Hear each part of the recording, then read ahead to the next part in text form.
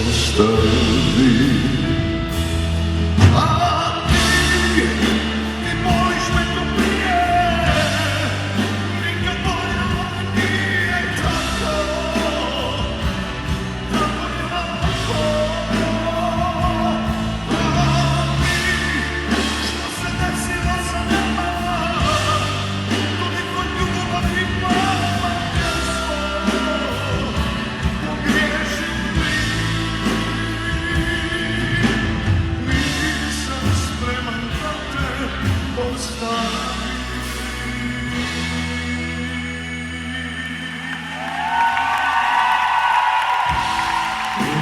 Riječ ti tiho ispriča,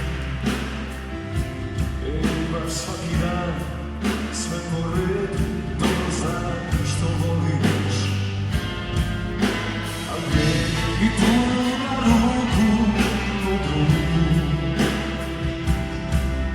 uvijek dođu, ti dobro znam i glesima opet zaboliš, jer nisam spreman da te ostavim.